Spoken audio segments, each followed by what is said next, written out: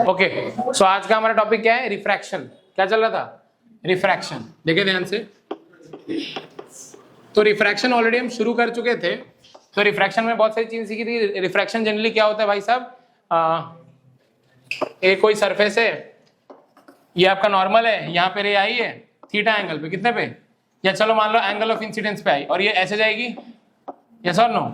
मतलब वो अपने पाथ से क्या करेगी? हमेशा डिवेट करेगी। दिस डिविएशन इन पाथ, ये पूरी फेनोमेनन को हम क्या बोलते हैं? रिफ्रैक्शन बोलते हैं। क्या बोलते हैं? रिफ्रैक्शन। सर आसान था। उसके बाद सर आपने पढ़ाया था कि कैसे हम लोग एपरेंट डेप्थ वगैरह कैलकुलेट करते हैं। हमने ये भी सीखा था कि एपरेंट डेप्थ वगैरह कैसे कैलकुलेट करते हैं, है कि नहीं? तो अगर मैं आपकी बात करूं, देखिए यहाँ पे आपका कोई इंटरफेस था, यहाँ पे मान लो ऑब्जर्वर है। कौन है? ऑब्जर्वर है। और यहाँ पे तुम्हारा ऑब्जेक्ट है जिसको उसे देखना है, जिसको उसे देखना है। तो आप बताइए, ये तो आपका रियल डेप्थ है, ये आपका क्या है? Real depth. तो एपरेंट डेप्थ क्या होता था? तो उसके लिए मैंने फॉर्मूला बताई थी कि मान लीजिए इसका μ1 है, कितना है? μ1, और इसके लिए मान लीजिए आप μ2 है। मैंने इसे n1 भी कहा था, तो आप n1 n2 भी मान सकते हैं, कोई प्रॉब्लम नहीं है। ऑब्जेक्ट कौन है यहाँ पे? ये। तो रे कहां से कहां जाएगी? ऑब्जेक्ट से ऑब्जर्वर की तरफ जाएगी, यस और नो? तो यहां से रे निकल रही है, जिधर रे जाए, जिधर रे जाए वो आपका हो जाएगा ऊपर में। तो μ1 बाय जहां से रे आ रही है μ2 इक्वल टू रियल डेप्थ, क्या बोल रहा हूं? बाय, पक्का? D dash by real depth, D dash by real depth. Real depth कितना था? h, देयरफॉर डी डैश कितना है आपका? h into μ1 upon μ2। यस और नो? बोलिए, अरे यस और नो? पक्का? 100% गारंटीड? ओके सर, बहुत बढ़िया। अब देख, अगर ये अपना ऑब्जेक्ट है, ये अपना क्या है, और ये अपना क्या है? ऑब्जर्वर। ये अपना क्या है? ऑब्जर्वर। बहुत बढ़िया सर। तो अब क्या होगा? अब सारे रिजल्ट अलग हो जाएंगे। अब इमेज कहां से, अब रे कहां से निकल के आएगी? ऑब्जेक्ट से। रे कहां से निकलेगी? रे कहां से निकलेगी? जाएगी कहां पे? μ2 पे, है कि नहीं? ठीक है सर। तो ये आ गया μ2 अपॉन, जिसमें जहां से रे आ रही है μ1 equal to D dash upon real. Real वाला हाइट कौन सा? ये वाला मान लो h डैश, कितना मान लो? तो ये आ गया h डैश। तो यहां से डी डैश कितना हो जाएगा? μ2 upon μ1 into h dash. Am I clear? बोलिए, क्लैरिटी है सबको? h डैश इसका रियल हाइट है। ऑब्जेक्ट यहाँ पे जो रियल उसका है वो दिखेगा थोड़ा ऊपर, वो उसको यहाँ दिखेगा। समझ में आ रहा है कि नहीं आ रहा है? बोलिए सब लोग, क्लैरिटी है? आगे बढ़ूं?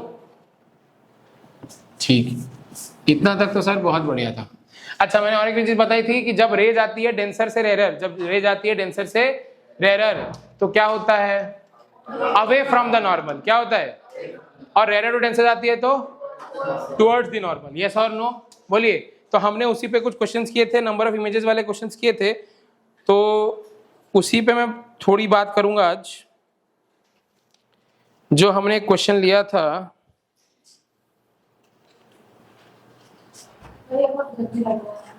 गर्मी लग रही है क्या? एक्चुअली मुझे भी लग रही है।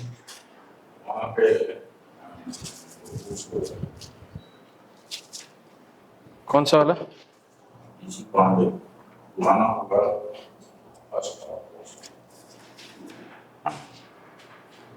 ठीक, जहाँ सर भी आगे वीडियो में, अच्छी बात है। आगे बढ़े, बोलिए। तो एक अच्छा सवाल जो मैंने लास्ट क्लास लिया था उसको मैं एक्सप्लेन कर रहा हूँ आज थोड़ा और अच्छे से, ताकि आपको क्लैरिटी रहे।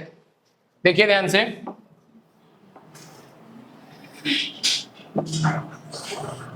है कि नहीं?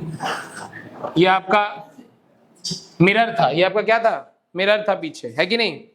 तो यहाँ पे आपका, मैंने आपका मिरर ले रखा है। यहाँ पे क्या ले रखा है? मिरर ले रखा है। और ये इसकी प्रिंसिपल एक्सिस दे रखी है आपको, और ये ऑब्जेक्ट आपको दे रखा है यहाँ से 10 सेंटीमीटर। कितना दे रखा? 10 सेंटीमीटर दे रखा। और यहाँ से ये लेंथ, मतलब पोल से मान लो ये लेंथ वगैरह कितना दे रखा है? 45। कितना दे रखा? 45। कितना दे रखा? और फोकल लेंथ आपको दे रखा है 20 cm। कितना दे रखा? 20 cm, ठीक है। और इसकी रिफ्रैक्टिव इंडेक्स आपको दे रखा है 1.5, और इसकी रिफ्रैक्टिव इंडेक्स एयर है, तो ये एयर के लिए 1 होगी। बोलिए, क्लैरिटी है सबको? तो पहला सवाल की रे डायग्राम बनेगा, दूसरा सवाल की भाई साहब कितने इमेज बनेंगे और कहाँ इमेज बनेगी, ये सब आपको बताना है, ठीक है। तो ध्यान दें, यहाँ पे जो मैं अभी समझाऊंगा वही परफेक्ट तरीका है, वही सबसे बेस्ट तरीका है, उसी का फॉलो करेंगे, ठीक है। तो ध्यान से सुने आप। सबसे पहली बात, ये इस मीडियम में घुसने वाला है ना पहले, तो पहले वो मीडियम में अगर घुसेगा तो पहले रिफ्रैक्शन की घटना होगी या पहले रिफ्लेक्शन की घटना होगी? रिफ्रैक्शन। इतनी बात क्लैरिटी है, बहुत बढ़िया। और इसका ये ऑब्जेक्ट जब रिफ्रैक्शन करेगा तो इसकी इमेज कहां बनेगी रिफ्रैक्शन की वजह से? तो वो हम निकाल सकते हैं। वो हम क्या निकाल सकते हैं? तो ऑब्जेक्ट ये है, रे किधर जा रही है? इस तरफ।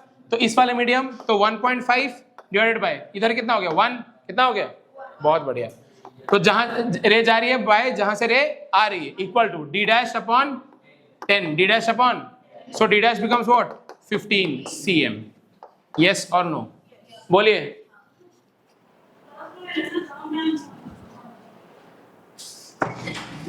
मतलब गवार लोग को रखे हैं हम लोग एक्चुअली। देखो ध्यान से, तो ये हो गया आपका image due to refraction, image due to. अब बात समझे आप, ये ऑब्जेक्ट यहां पे किसको दिखेगा? समझे बात को आप? क्या ये ऑब्जेक्ट खुद को अपने आप को यहां दिखेगा? ऑब्जर्वर कहां होना चाहिए अगर इस ऑब्जेक्ट को यहां दिखना है? वो पानी के अंदर होना चाहिए। कहां होना चाहिए? क्लैरिटी है? क्यों खुद सोचना भाई इमेज यहां बन रहा है, ऑब्जेक्ट खुद को क्या यहां फील करेगा? नहीं ना। या मान ले ऑब्जर्वर यहां पे कहीं पे, मान लो अगर मान लो ऑब्जर्वर यहां पे, इस ऑब्जर्वर को ये ऑब्जेक्ट कहां दिखेगा? वहीं दिखेगा जहां है, क्योंकि ये दोनों सेम मीडियम में है ना। तो कोई रिफ्रैक्शन की घटना होगी नहीं। तो ये ऑब्जेक्ट अगर यहां है तो ये ऑब्जेक्ट इस ऑब्जर्वर को वहीं दिखेगी। बोलिए, तो ये इमेज किसके लिए बनी है सर? ये इमेज बनी है मछली के लिए जो इसके अंदर कोई होगा। यस और नो? क्लैरिटी है? बहुत बढ़िया। मतलब अगर मैं मान लूं कि मेरा एक ऑब्जर्वर यहां पे है, इस मिरर के ऊपर है, तो इस मिरर को ये रे कहां से आती हुई लगेगी? इस मिरर पे जो रे आएगी वो कहां से आती हुई लगेगी? आई से। कहां से आती हुई लगेगी? आई से। नहीं आ रही है बात समझ में आपको? बोलिए। क्लैरिटी है? पक्का? तो देखो ये आपका मान लो नॉर्मल है, ये आपका क्या है? नॉर्मल है सरफेस पे। यस और नो? अच्छा, रे इधर जानी थी और रेयर टू डेंसर जा रही है, रेयर टू, तो बेंड टुवर्ड्स द नॉर्मल या away from the normal? Towards the normal. Bend towards the normal. Yes और नो? तो मान लो रे ऐसे गई और फिर यहां से आती हुई लगी, ऐसे मुड़ गई। यस और नो? तो रे कहां से आती हुई लगी? यहां पे, यहां से। कहां से आती हुई लगी? यस और नो? आई से आती हुई लगी। तो इस मिरर के लिए ऑब्जेक्ट कौन बना? इसीलिए इस मिरर का जब आप यू ढूंढोगे, क्या ढूंढोगे? अच्छा, 15 सेंटीमीटर कहां से लेंगे? इंटरफेस से। बोले थे इस फॉर्मूला में कुछ चीजें इंपॉर्टेंट है, that d dash is always calculated from interface, it is only applicable for paraxial rays, it is only applicable for paraxial rays. yes or no? yes। चल ठीक है भाई, बहुत बढ़िया। तो ये 15 सेंटीमीटर आ गया सर। तो यू बता, इस मिरर के लिए यू बता जल्दी से। यू के लिए मिरर जल्दी बता। काम की रेज इधर आ रही है तो पोल के इस तरफ पॉजिटिव और पोल के इस तरफ, तो यू इक्वल टू कितना होगा बता? -60। बहुत बढ़िया, -60 cm है कि नहीं? वी बता, वी तो निकालना है सर। एफ बताइए, कॉनकेव मिरर का फोकल लेंथ हमेशा क्या होता है सर? नेगेटिव। तो -20 ले लीजिए आप। यस और नो?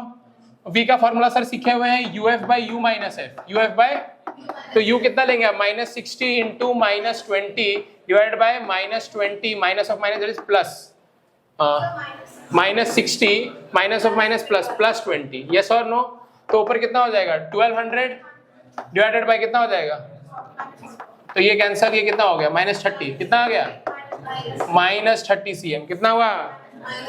-30 cm। पक्का 100%? मतलब कि ये जो रे आएगी ये कहीं यहां से आएगी, मतलब ये रिफ्लेक्ट होकर कहां आएगी? कहीं यहां आएगी। यस और नो? बोलिए। यहां आएगी कहीं पे, बोलो। और ये डिस्टेंस यहां से कितना होगा? कितना होगा यहां से? 30 cm। बोलिए, बोलिए। ओके, बहुत बढ़िया। अब ध्यान सुने आप। ऑब्जर्वर कहां है अपना? ऑब्जर्वर कहां है? इसको क्या ये वाली इमेज दिखेगी? यस यस बिल्कुल दिखेगी, बिकॉज यहाँ पे रिफ्लेक्शन के बाद से कोई चीज बन रही है तो दिखेगी, पक्का दिखेगी। यस और नो?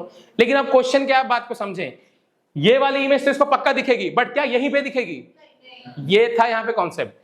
यही वाला इमेज, ये जो इमेज फॉर्म हुआ, ये पक्का इस आंख को दिखेगा, पक्का दिखेगा, पक्का दिखेगा, गारंटीड। लेकिन क्या यहीं पे दिखेगी? नहीं, ये कहीं और दिखेगी।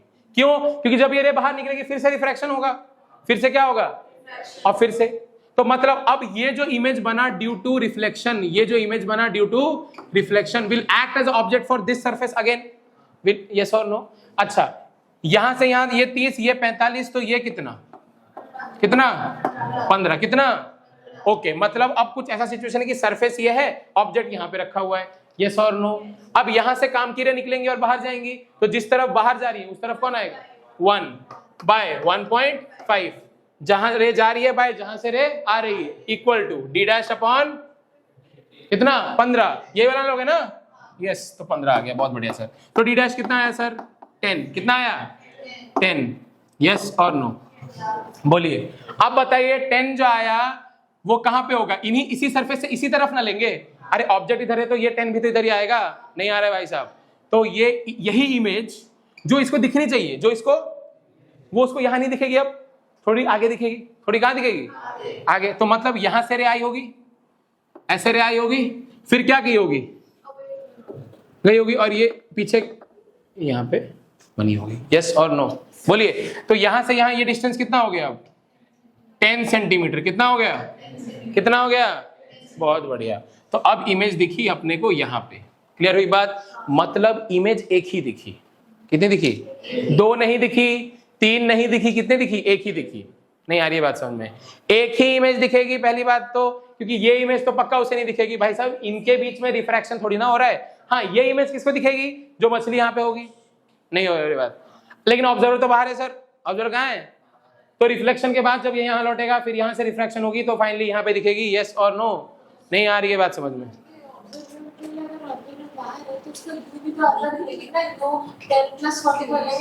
बेटा यू हमेशा पोल से लेते हैं, ऑब्जर्वर से उससे क्या मतलब है? यू तो हमेशा पोल से लेते हैं। यू कहाँ से लेते हैं?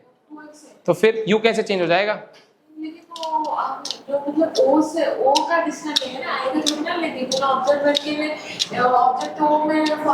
यहाँ जो डी डैश लेते हैं ये कहाँ से लेते हैं? इस सरफेस से लेते हैं। हाँ, मतलब जो यू लेंगे तो ऑब्जेक्ट का लेंगे ना, तो ऑब्जेक्ट अगर बाहर वाले ऑब्जर्वर का ऑब्जेक्ट तो वो है ना, आई तो नहीं है, और आपने जो यू लिया है आई का लिया है ना। बेटा यू लेते कहाँ से? ऑब्जर्वर यहाँ हो या ऑब्जर्वर यहाँ हो या ऑब्जर्वर यहाँ हो, यू कहाँ से लेते हैं ये बताओ?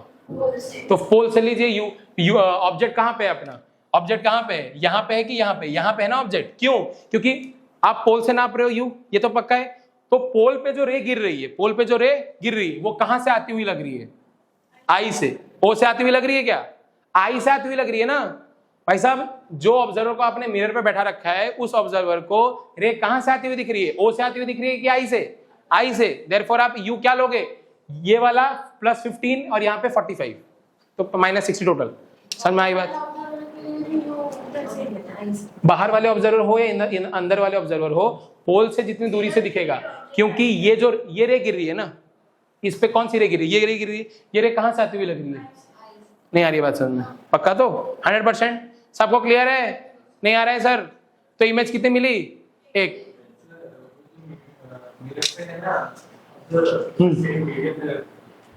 इसको मीडियम में रख देंगे। हाँ मीडियम में रख दिए। तो जब यहां पे हम रख देंगे इसको, कहां पे? मान लो ऑब्जर्वर यहां पे, मान लो ऑब्जर्वर, तो उसे कौन सा इमेज दिखेगा? इस ऑब्जेक्ट का इमेज कौन सा दिखेगा? कौन सा दिखेगा? आई दिखेगा। कौन सा दिखेगा? और ये वाला दिखेगा कि नहीं दिखेगा? ये भी दिखेगा ना? नहीं दिखेगा? क्योंकि ये तो रिफ्लेक्शन के द्वारा फॉर्म हुआ है ना, रिफ्रैक्शन का कोई रोल है क्या? बात को समझे भाई लोग जो डिस्कशन कर रहे हो इधर इधर, कुछ बता रहा हूं, इंपॉर्टेंट बता रहा हूं। अंदर वाले ऑब्जर्वर के लिए 2 इमेजेस, ये वाला और ये वाला, लेकिन बाहर वाले ऑब्जर्वर के लिए ये नहीं होगा, सिर्फ ये होना चाहिए था, बट ये भी रिफ्रैक्ट कर गया बिकॉज ऑफ द मीडियम, तो यही इमेज उसको यहां दिखी। नहीं आई बात समझ में? नहीं आई सर? तो बाहर वाले ऑब्जर्वर के लिए इमेज बनेगी 1 और अंदर वाले ऑब्जर्वर के लिए बनेगी इमेज बनेगी 2। क्लैरिटी है सबको? 100%। सर कारण बताइए क्या क्या? ओके, बाहर वाले ऑब्जर्वर के लिए रिफ्रैक्शन, रिफ्लेक्शन एंड रिफ्रैक्शन की वजह से जो एक इमेज बनेगी, लेकिन इनर वाले के लिए एक बनेगी ड्यू टू रिफ्लेक्शन, एक बनेगी ड्यू टू रिफ्रैक्शन। नहीं आ रही है बात समझ में सर? क्लैरिटी है सबको? 100% पक्का? कोई प्रॉब्लम? तो कैसा भी पूछ ले, कुछ भी पूछ ले, बता देंगे।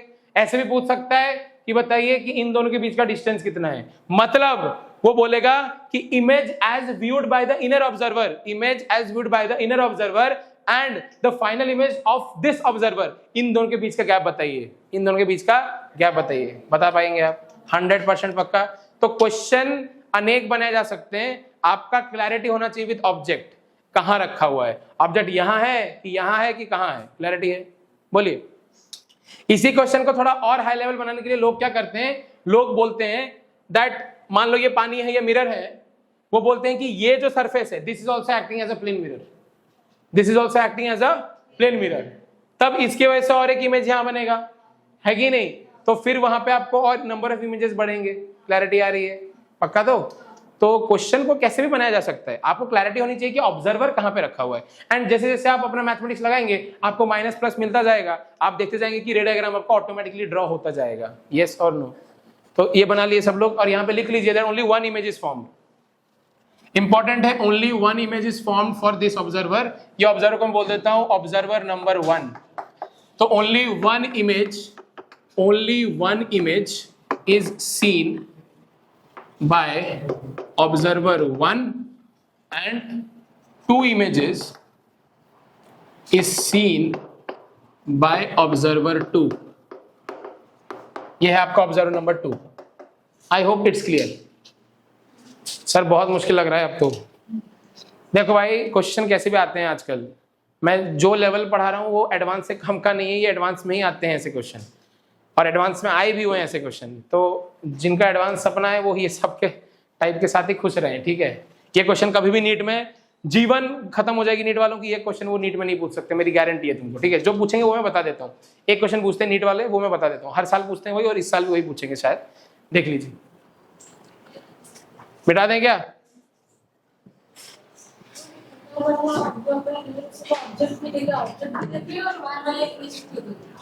उसको ऑब्जेक्ट यहाँ नहीं दिखेगा बेटा, उसको ऑब्जेक्ट ही यहाँ दिखेगा। तो ऑब्जेक्ट दिखेगा ही नहीं, वो ऑब्जेक्ट ही देखना चाह रहा है, बट उसको ऑब्जेक्ट का इमेज दिखेगा, ना कि खुद ऑब्जेक्ट दिखेगा उसको।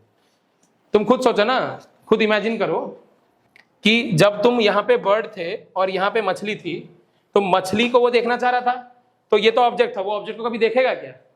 वो हमेशा किसको देखेगा? इसके इमेज को देखेगा। यहाँ पे नहीं आ रही बात समझ? यही ऑब्जेक्ट उसको कहाँ दिखेगा? थोड़ा ऊपर दिखेगा।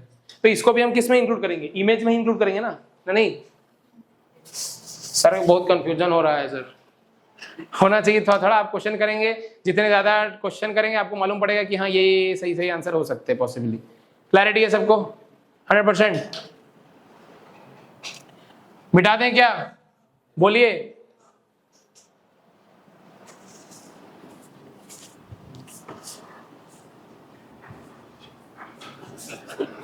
क्वेश्चन था कि कितने इमेज दिखेंगे, ये नहीं था कि वो इमेज ही ऑब्जेक्ट जैसा लग रहा है।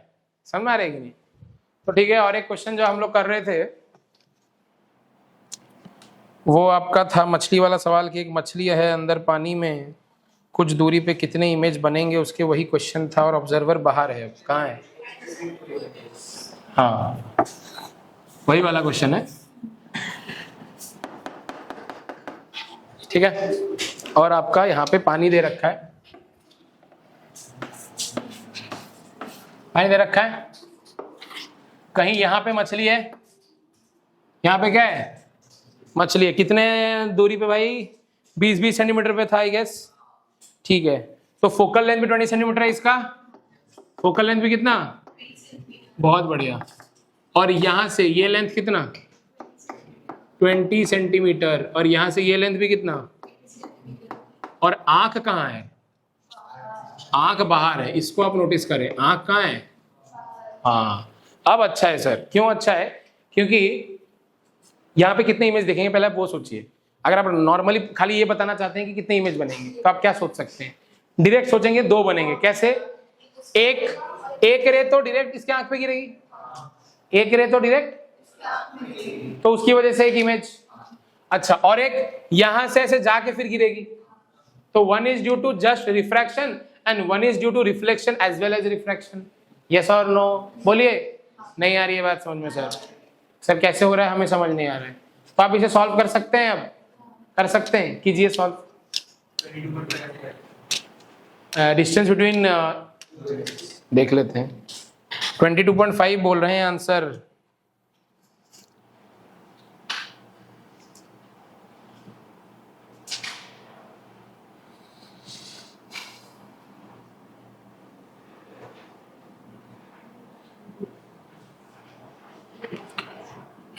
सही आंसर, परफेक्ट आंसर।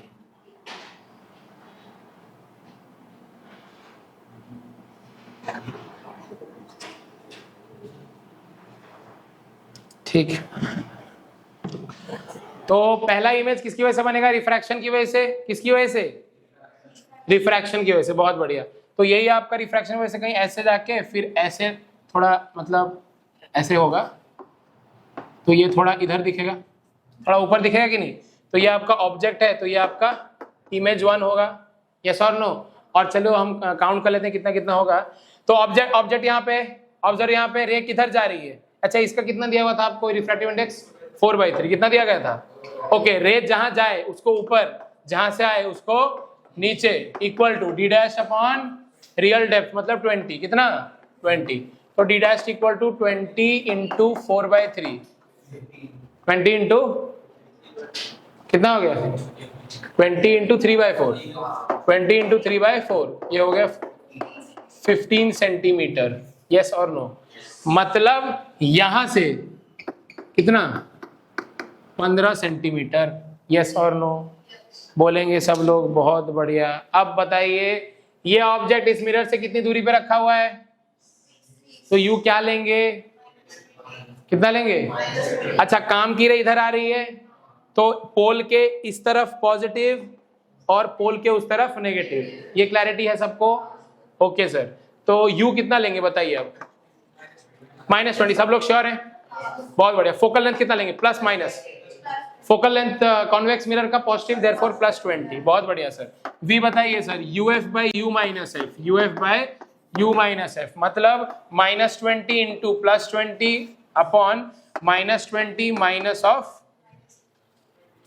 +20। बहुत बढ़िया। तो कितना हो गया ये? -400 अपॉन -40। यस और नो? तो माइनस माइनस कैंसिल, ये कैंसिल, आंसर कितना आएगा? 10 cm। कितना आया? कितना आया? बहुत बढ़िया। तो इस ऑब्जेक्ट का इमेज कहाँ बना? यहाँ पे बना। Image due to just reflection. Image due to just. अच्छा, ये कितनी दूरी पे था? 20। तो ये कितनी दूरी पे आया? 10 पे। कितने पे आया? 10 पे। क्लियर है बात? 100%। अच्छा, लेकिन यही इमेज किसको देखनी है? तो वापस से ये ऑब्जेक्ट जो होगा ये इस वाले सरफेस के लिए क्या होगा? ऑब्जेक्ट। ये वाला जो इमेज बना, this will now act as a object for this वाला सरफेस। मतलब फिर से रिफ्रैक्शन की घटना होगी, मतलब फिर से क्या होगी? पक्का? कितना होगा बताइए? आप बताइए। यहां से काम की रे अब जा रही है, तो काम की रे अब कहां जा रही है? 1 वाले में। आ कहां से रही है? 4/3 वाले से। तो जाए जहां पर, वो कितना हो जाएगा? कितना हो जाएगा? पक्का? 1/4/3। क्यों? क्योंकि काम की रे कहां से कहां जा रही है? इस तरफ जा रही है ना। तो काम की रे कहां जा रही है? जिस तरफ जा रही है। 1/4/3 equal to d dash upon. अब बताइए यहां से यहां दूरी कितनी है? कितनी? हाँ, 40 + 1 50। बहुत बढ़िया। तो d डैश कितना आएगा बताइए? 50 इंटू 3/4 क्या? 50 इंटू 3/4 क्या? Okay sir. तो ये आ गया 150/4। कितना आएगा बता? 37.5। बहुत बढ़िया। तो 30, तो देख 37.5 आया, मतलब ये 20 40 इसके जस्ट पहले यहाँ पे कहीं पे। यस और नो? तो दूसरी इमेज कहाँ बनी? यहाँ पे। बोलिए। तो ये 10 था और ये यहां से कितना था? 37.5। कितना था? हाँ, ये 15 था, है ना? ये 15 था, यहां तक क्या था? 15 था। 37.5। तो ये कितने का रहा? कहां गया? ये दोनों इमेज के बीच का गैप कितना रहा? कितना रहा? देख, ये 37.5, ये 15, तो इनके बीच का गैप कितना हो गया? बहुत बढ़िया, 22.5। क्लैरिटी है सबको? 100% पक्का, कोई परेशानी किसी को भी नहीं है। बहुत बढ़िया, ठीक है। बोलिए, कितना सबको क्लैरिटी? आगे बढ़ेंगे, क्वेश्चन आगे करेंगे, ठीक है।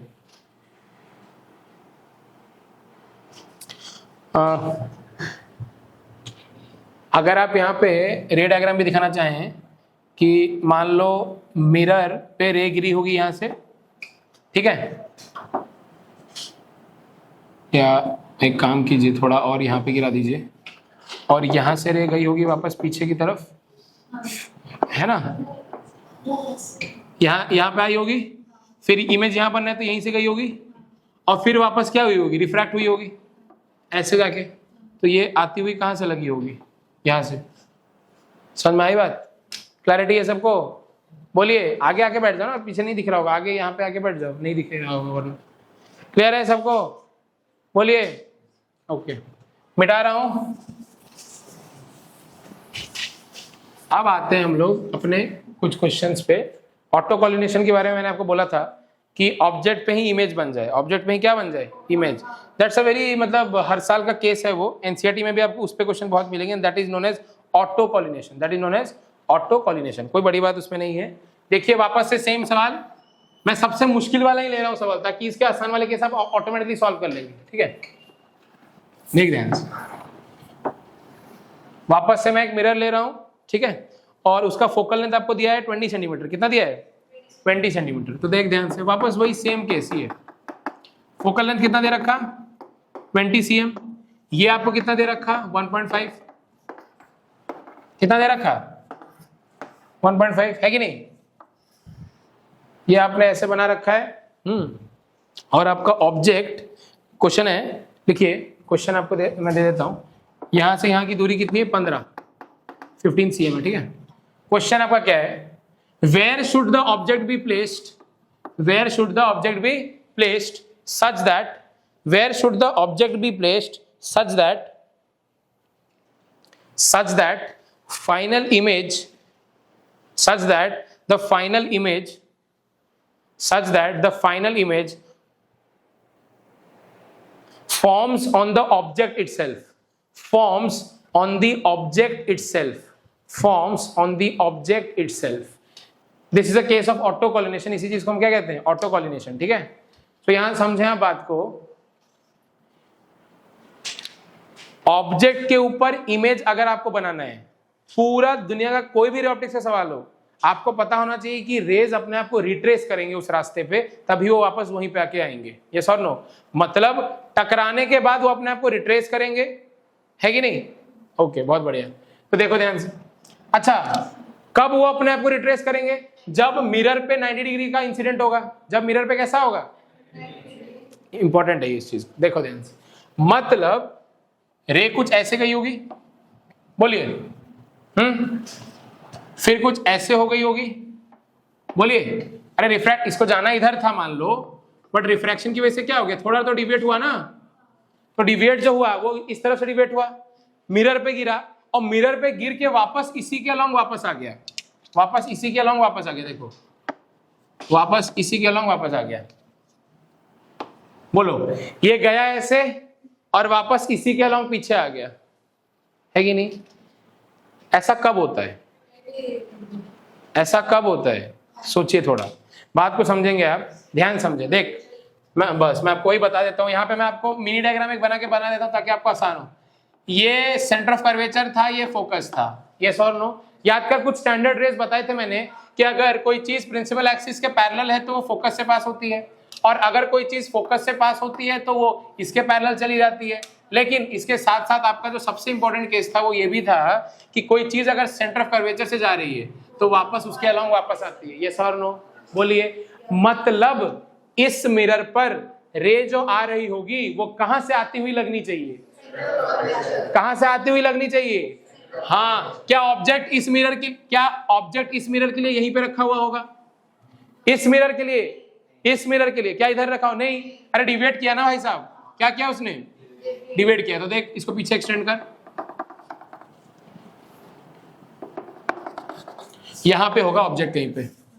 यस और नो? मतलब ये होगा आपका सेंटर ऑफ कर्वेचर। ये क्या रहा होगा? हाँ, क्योंकि इस वाले मिरर पे कहां से आती हुई लगनी चाहिए? सेंटर ऑफ कर्वेचर से। और ये रे कहां से आती हुई लग रही है? सेंटर ऑफ कर्वेचर से। मतलब ये पॉइंट पक्का क्या रहा होगा? Centre of curvature. नहीं आ रही है बात समझ सर? बोलिए, 100% पक्का? नहीं आ रहा है? प्रबंधन आ रहा है? तो भाई साहब कंफ्यूज हो गए, पूरा एकदम प्यार से देख रहे हैं कि भाई क्या हो रहा है क्लास में। ठीक है, बहुत बढ़िया। देख ध्यान से।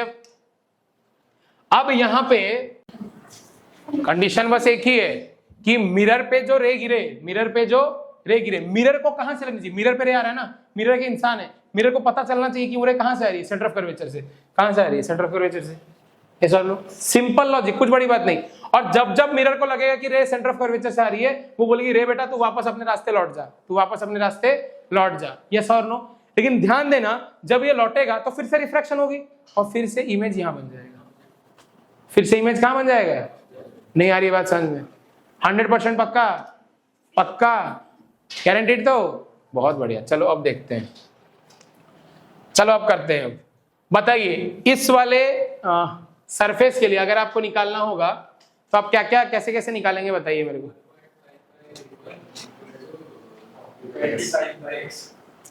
चलो ठीक है, भाई साहब ने बोला तो सही बात है, रे कहां जा रही है, तो 1.5/1, ये तो पक्का है sir, 1.5/1 equal to D dash upon D dash upon, हाँ अब थोड़ी चालाकी है यहाँ पे, देख ध्यान से। एक्स क्या था, इस सरफेस का, ऑब्जेक्ट का रियल वाला, यस और नो।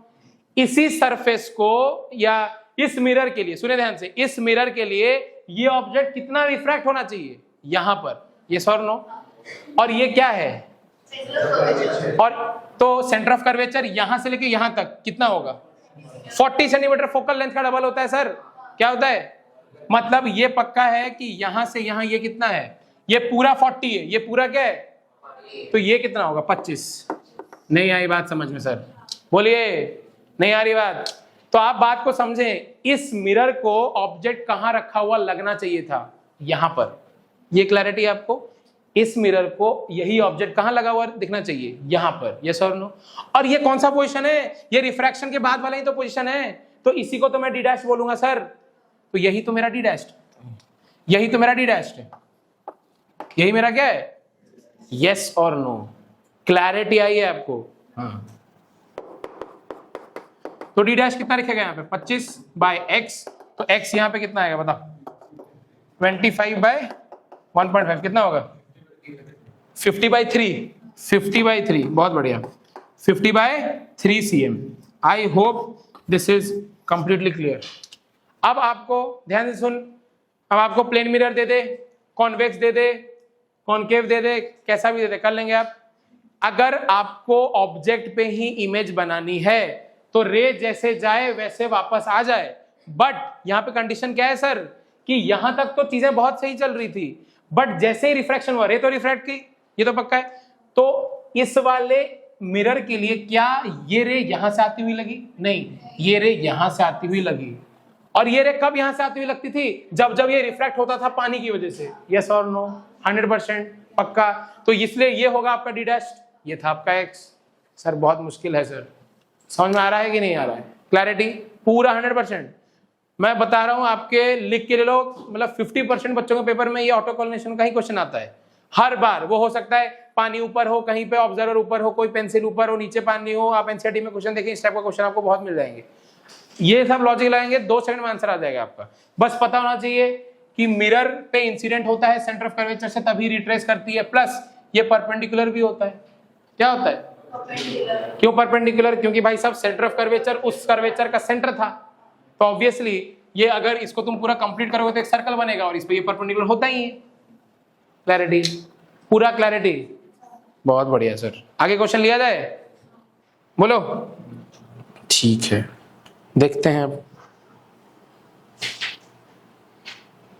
ठीक है, एक छोटी सी वापस से एक छोटा सा सवाल है, देखते हैं, करेंगे उसको। ये पार्ट पूरा खत्म हो गया आपका। ये अब आप जैसा भी यहाँ पे मिरर रख दो, प्लेन मिरर रख दो, कुछ भी रख दो, आप ऐसे ही सॉल्व करोगे इसको, ठीक है। लेंस रखेंगे धीरे धीरे आगे जाके, 2-3 क्लास के बाद आपका लेंस भी चालू हो जाएगा और 2 क्लास में लेंस खत्म भी हो जाएगा, क्योंकि लेंस में एक साथ सब कुछ पढ़ा देता हूँ एकदम क्लैरिटी के साथ, ठीक है। लेंस में बहुत ड्रामा है, पर उस ड्रामा को पढ़ने की जरूरत नहीं, आप उसका कॉन्सेप्ट सीख लें, फिर जो भी ड्रामा है आप कर लेंगे। देखिए ध्यान से, मान लो कि वापस एक पॉन्ड है, क्या है, पॉन्ड है, ठीक है, ये एक पॉन्ड है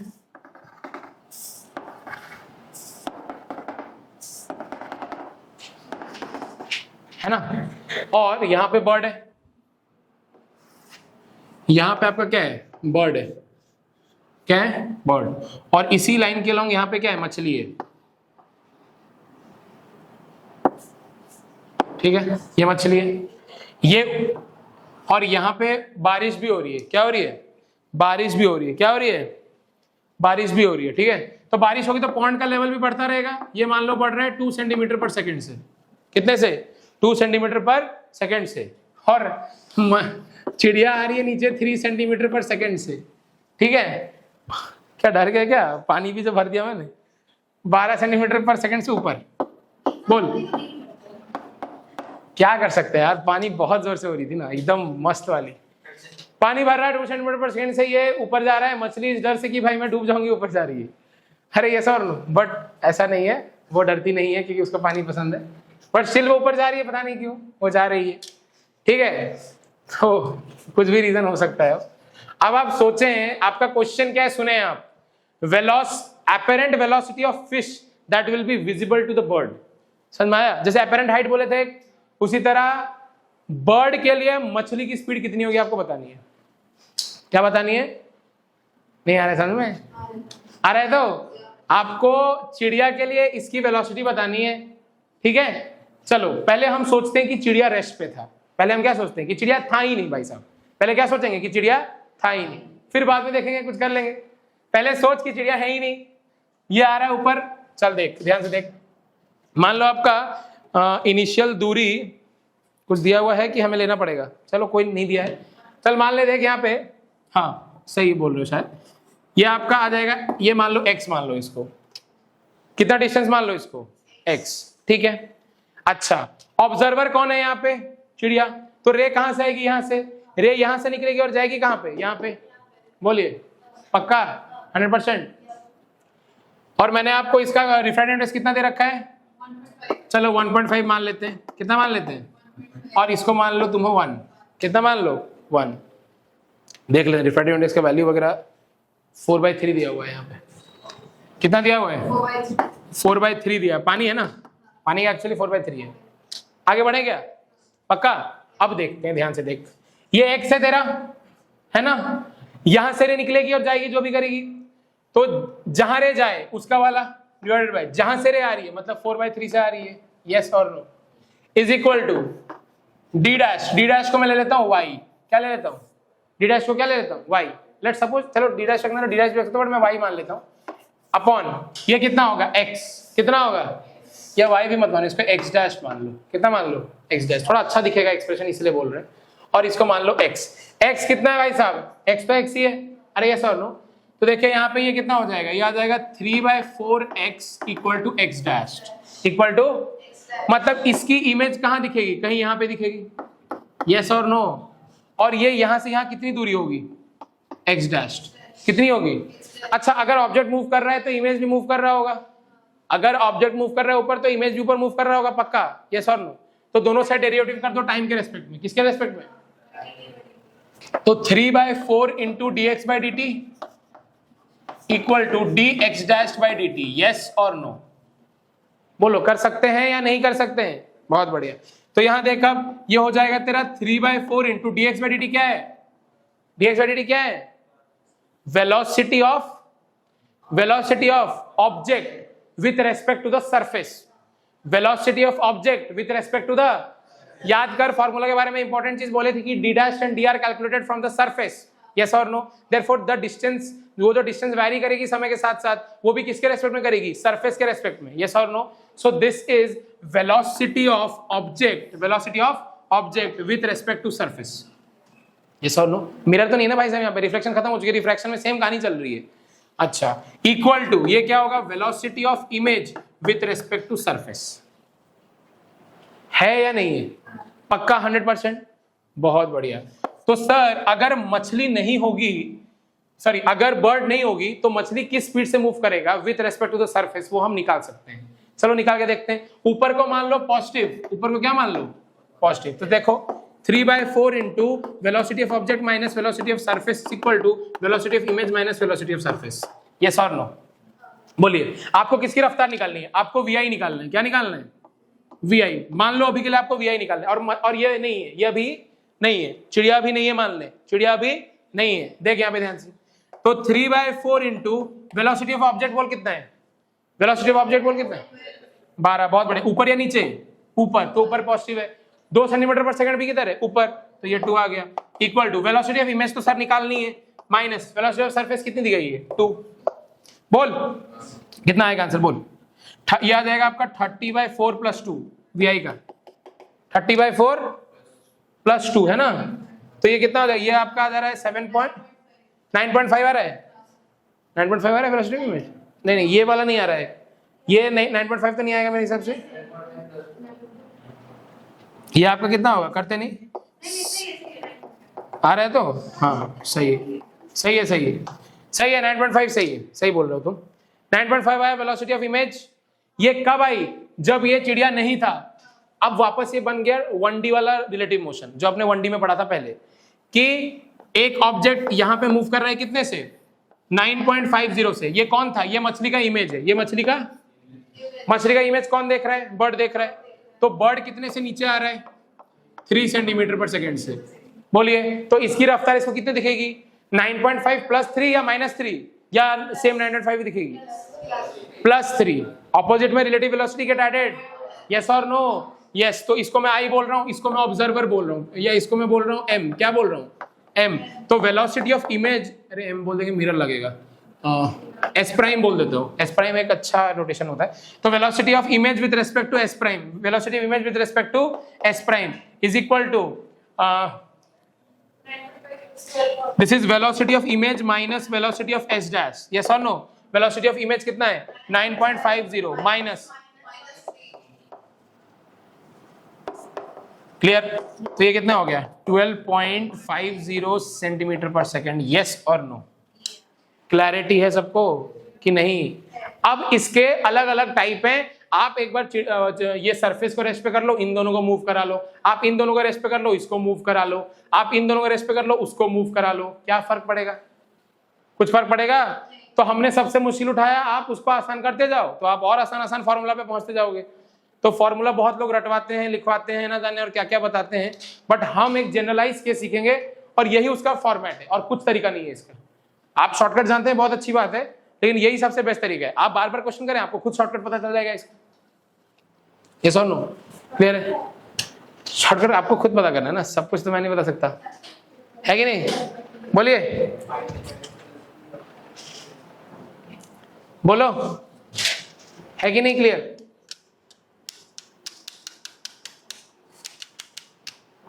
ठीक है, तो अब मिटा रहा हूं मैं इसको, लिख लो, बना लो।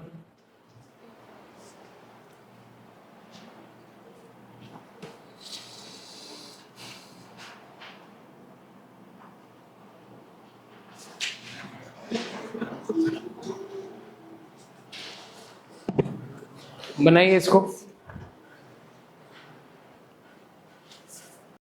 देखिए ध्यान से आप। बहुत कोशिश के बाद शायद ये आज तक आपको YouTube पे ये वाला चीज नहीं मिलेगा जो मैं पढ़ा रहा हूं, तो सुन लीजिए ध्यान से। इस टॉपिक का नाम है ऑब्लिक अपरेंट डेप्थ। ठीक है, पहले नॉर्मल व्यू होता था मार्जिनल रेस का, सॉरी पैरेक्सियल रेस का, हम नॉर्मली देखते थे, ये सर नो? तो वो मार्जिनल रेस था। कौन सा रेस था? अब ध्यान से देख, अब ध्यान से देखो। हाँ, वो पैरेक्सियल रेस था, अभी हम मार्जिनल रेस का पढ़ रहे हैं। ठीक है, जब आप नॉर्मली देखते थे वो पैरेक्सियल रेस थे, बहुत छोटे छोटे आई और आर पे आते थे, बट अब हम क्या पढ़ रहे हैं? मार्जिनल वाले के लिए। देखिए वहां ध्यान समझे, ये यहां से एक रे निकली होगी, यहां से रे निकली होगी, यस और नो? और पक्का इधर नॉर्मल रहा होगा कहीं पे, यस और नो? ये एंगल कितना रहा होगा? एंगल आई कितना रहा होगा? और ये रिफ्रैक्ट क्या होगा? पीछे एक्सटेंड कीजिए इसको, यहां पे कहीं पे मिला होगा, यस और नो? अब आईज यहां पे,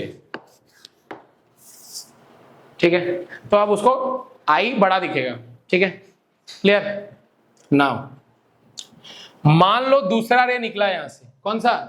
दूसरा रे निकला यहां से, जो बहुत स्लाइट सेम एंगल पे था ऑलमोस्ट।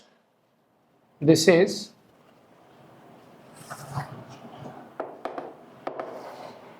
ठीक है, और ये भी रिफ्रैक्ट क्या होगा। अब ध्यान से देखना, एकदम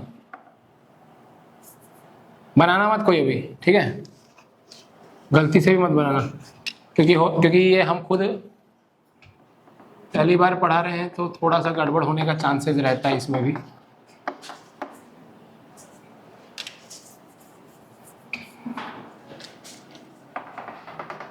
यहाँ पे इमेज कहाँ बनी, यहाँ पर इमेज कहाँ बनी, यहाँ पर। देख ये था तेरा, मान ले h कितना था, और ये वाला लाइन देख, ये था तेरा h डैश कितना था। इस लाइन पे अब नहीं आया वो, इस लाइन से इधर थोड़ा शिफ्ट हो गया। क्या हो गया, हाँ अब सर थोड़ा प्रॉब्लम तो है। यहाँ पे देख एंगल, यहाँ पे कितना लेगा तू, ये लेगा i प्लस डी आई। कितना लेगा, i plus D I.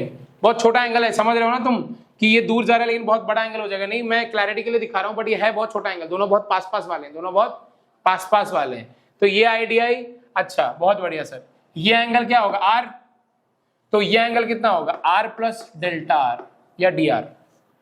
Yes और नो, बोलिए क्लैरिटी है तो इतना बनाओ जल्दी से, बनाइए जल्दी जल्दी बनाइए। बेचारे सोच रहे होंगे सर हम क्यों बनाए, क्योंकि अगर कभी क्वेश्चन आ गया इसलिए बना लो, और क्या।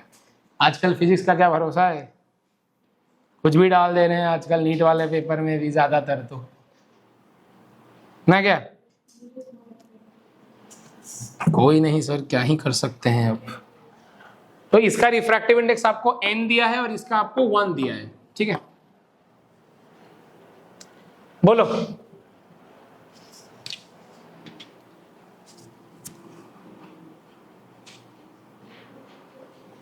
ठीक है। अब देख ये दोनों लाइन एक्चुअली में बहुत पास पास होंगे, ये दोनों लाइन एक्चुअली में बहुत, क्योंकि एंगल बहुत छोटा चेंज हुआ है ना भाई साहब, ये आई प्लस ये एंगल बहुत छोटा। ओके सर बहुत बढ़िया। अब ध्यान से देख,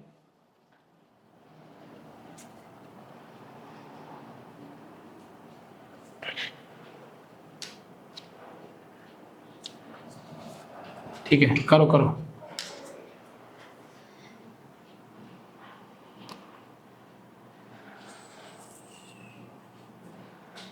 सर मुझे तो स्मॉल है,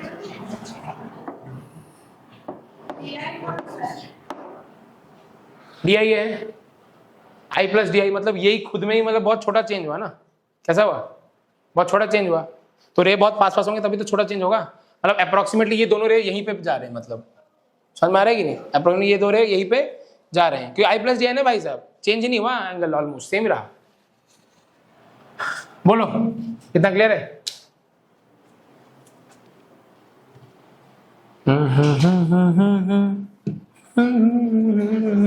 तो रियल में जो ऑब्जेक्ट था, ये वाला ऑब्जेक्ट, ये यहां से कितनी दूरी पे था, x दूरी पे था। कितना दूरी पे था, x। और ये मान लो ये दूरी कितनी है, ये इसको मान लो y।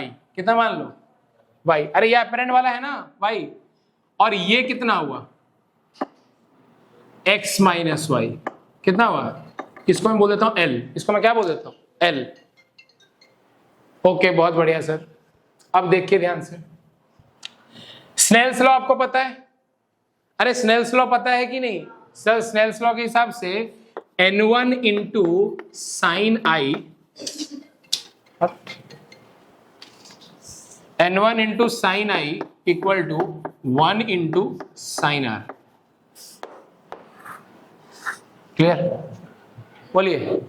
दोनों साइड डेरिवेटिव ले लीजिए, दोनों साइड क्या ले लीजिए, डेरिवेटिव।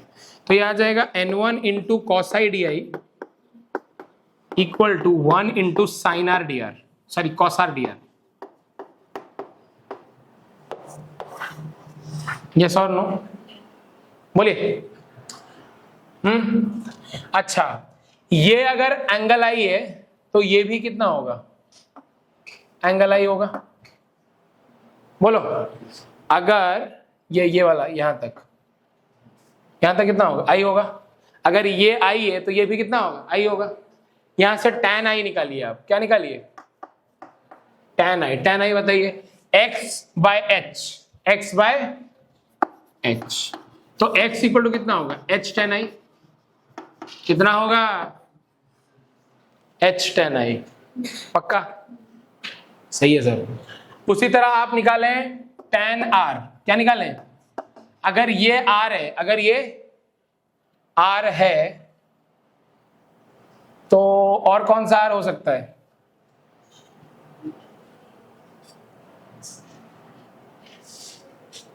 तो ये भी एंगल r होगा, बोलो यही रहे ना ये, तो ये r है तो ये भी कितना होगा r होगा। तो यहां पे tan r लिखिए y upon h dash, y upon h dash, y upon h dash. तो यहां से आपका जो y आएगा वो कितना आएगा h डैश tan r, कितना आएगा h dash tan r, yes और नो? बेटा डेरिवेटिव लिए ना इसलिए, और क्या नहीं लेंगे क्या? बोलिए बोलिए।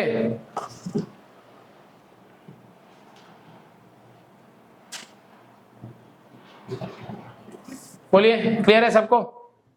हाँ सर एकदम बढ़िया। हाँ क्या क्या यहाँ पे ये है x minus Y, that is taken as l।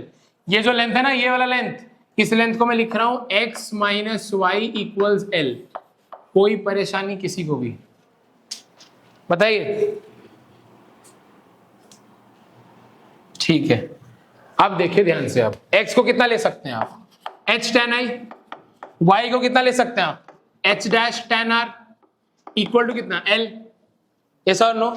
Derivative कीजिए, अब क्या कीजिए डेरिवेटिव लीजिए, तो कितना हो जाएगा h into sec square i minus h dash into sec square r, dr लेना पड़ेगा di लेना पड़ेगा, इक्वल टू 0 कर दीजिए, इसको कितना कर दीजिए 0 कर दीजिए। ठीक है बोलिए, नहीं हुआ?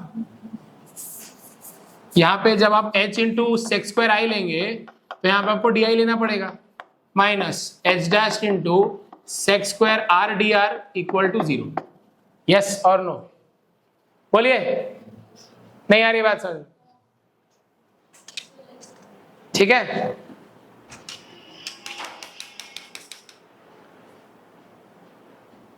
ठीक है, तो h into sec square i di equal to h dash into sec square r dr, yes और नो? अब देखिए ध्यान से,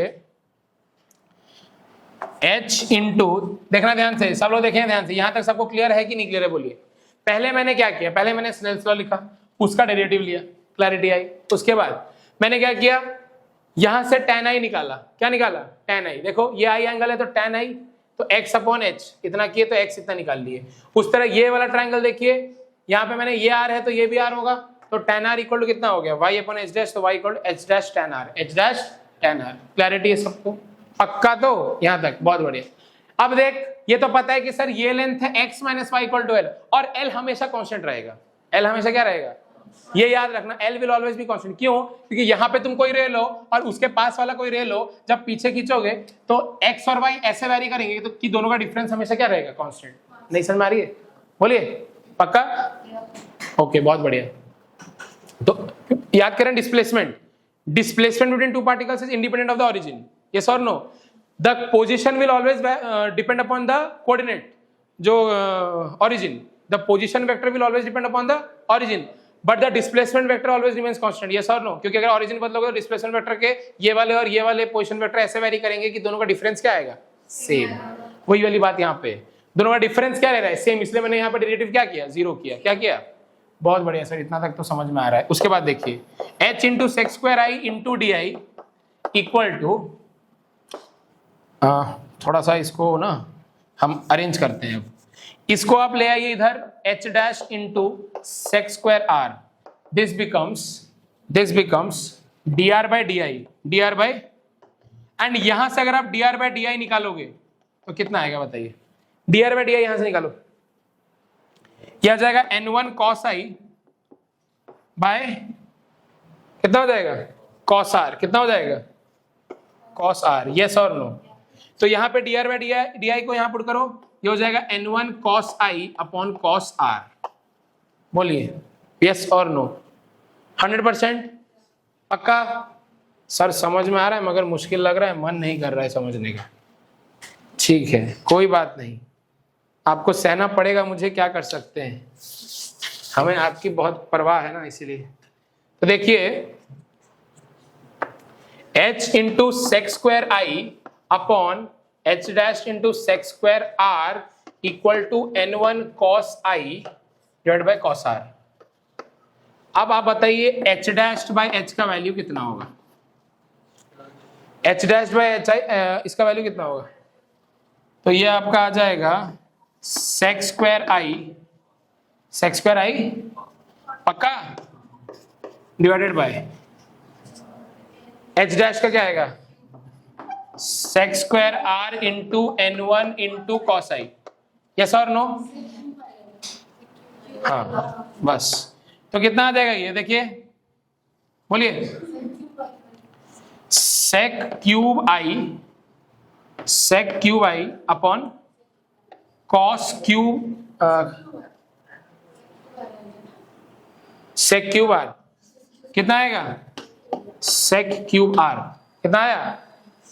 इंटू, अच्छा यहाँ पे n ले लो, n1 into h dash by h। ये सही किया है क्या मैंने? बोलिए।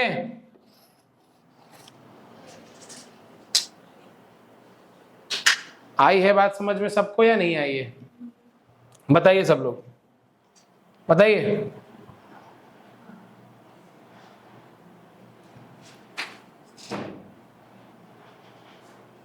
ठीक है। अब ध्यान, अब आपको सही तो कर रहे हैं हम, ठीक है। अब देखिए यहां से फाइनली क्या रिजल्ट आया, यहां से रिजल्ट आया h dash equal to h by n into sec cube I divide by sec cube r। ठीक है, ये आपका आया h डैश, क्या है ये आपका? h by n, this is n and this is h। Clear? बोलिए। अब ध्यान दें आप बात को और ध्यान सुने, अगर रेज पैरेक्सियल होती, अगर रेज तो आई और आर बहुत छोटे होते, नहीं आ रही बात समझ में? तो कॉस आई होता 1 क्योंकि आई 0 होता, कॉस आर भी क्या होता 1। For I and R to be small, cos I and cos R will be 1, therefore sec cube I by sec cube R will be 1, therefore h dash become h by n। वो आप अपने normal logic से निकाल भी सकते थे। याद करो नॉर्मल लॉजिक से जो आपको h डैश निकालना था, कैसे निकालते थे? जहां जाए काम के रेस किस तरफ जा रहे हैं? 1 में। तो याद करो 1 अपॉन इधर कितना है n equal to h dash upon h, तो h डैश यहां से कितना आया? h by n। ये h बाय n फैक्टर ही किससे मल्टीप्लाई हो गया? Sec cube I by sec cube r से। So this factor is correct for paraxial rays and this is right for the marginal rays।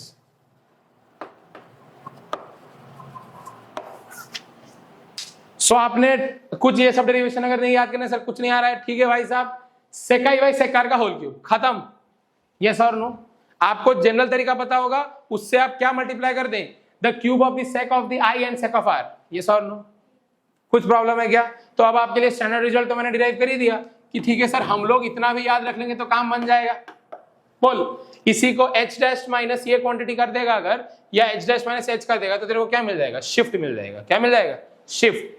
Shift होता है कि object अपनी जगह से कितना शिफ्ट हुआ, ऑब्जेक्ट अपनी जगह से कितना शिफ्ट हुआ, तो that is h minus h dash will be the shift. तो इस पूरे क्वांटिटी को h से माइनस कर दो तो आपको मिल जाएगा शिफ्ट। नहीं आ रही बात समझ? h माइनस, देखो ना यहाँ पे ऑब्जेक्ट यहाँ दिखना चाहिए था बट यहाँ दिख रहा है, तो कितने से शिफ्ट किया? इतने से शिफ्ट किया। बोलिए। लेकिन शिफ्ट तो यहाँ पे भी हुआ थोड़ा सा, तो आपको कोऑर्डिनेट दिखाना पड़ता है इस केस में। इस केस में जो क्वेश्चंस आते हैं आपके, वहां पे आपको कोऑर्डिनेट्स पूछ लेगा। आपको क्या पूछ लेगा? कोऑर्डिनेट्स। तो ध्यान से देख, ऊपर भी शिफ्ट हुआ और इधर भी शिफ्ट हुआ, और x पता है y पता है, माइनस करते गैल निकल जाएगा। यस और नो? बोलिए। पक्का? नहीं आ रहा है सर, बहुत मुश्किल है सर।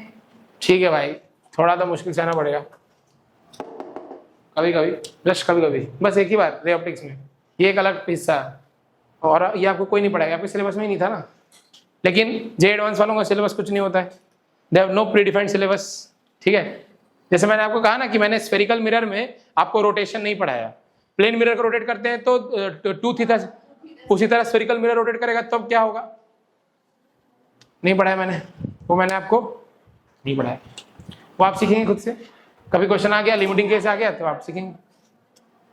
क्या हाँ, एलन में पढ़ाए होंगे, एलन वाले तो बहुत जानते हैं, है कि नहीं? बस उनका रिजल्ट रेशियो पे बात नहीं हो पाती।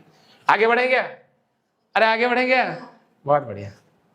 चलो, एलन वाले कोरिलेस फोर्स वगैरह भी कुछ कॉपी में मैंने देखा पढ़ा रहे थे, पूरा यूलर फोर्स बता रहे थे, बट उसमें खाली मैथमेटिक्स बड़ी बड़ी थी, फील नहीं था बिल्कुल।